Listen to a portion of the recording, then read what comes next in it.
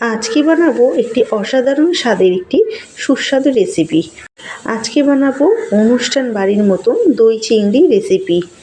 খেতে যতটা সুস্বাদু, বানানো কিন্তু তার চেয়ে কিন্তু সহজ। মাত্র হাতে গোনা কয়েকটি উপকরণ দিয়ে কিন্তু চটজলদি এই সুস্বাদু রেসিপি আপনারা বানিয়ে ফেলতে পারেন। বানানো তেমন কিছু না। প্রথমে আগে থেকে ধুয়ে বেছে রাখা চিংড়ি মাছগুলো নুন হলুদ মাখিয়ে কড়াইয়ে ভালো করে তেল গরম করে ভেজে নেব।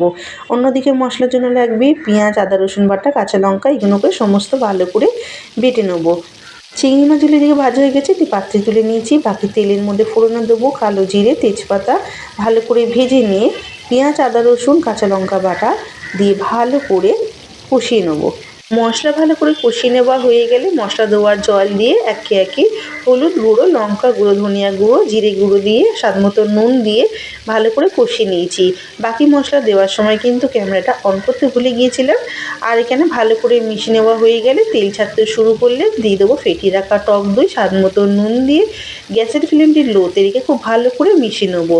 হয়ে গেলে সবার শেষে দিয়ে দেবো আগে থেকে ভেজে রাখা চিংড়ি মাছ, আর দিয়েছি পোস্ত বাটা, সাথে দিয়েছি সামান্য জল দিয়ে ভালো করে ফুটিয়ে নিয়েছি।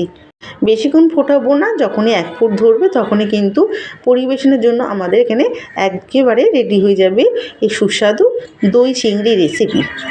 রেসিপিটি দেখতে যতটা লোভনীয় লাগছে তার চেয়েও কিন্তু অনেক সুস্বাদু হয়েছিল এই রেসিপি।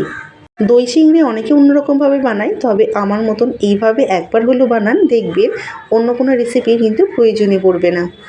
আর সবার শেষে এই পোস্ত বাটাটা দিয়ে কিন্তু এর স্বাদ আরও দ্বিগুণ বেড়ে গেছে।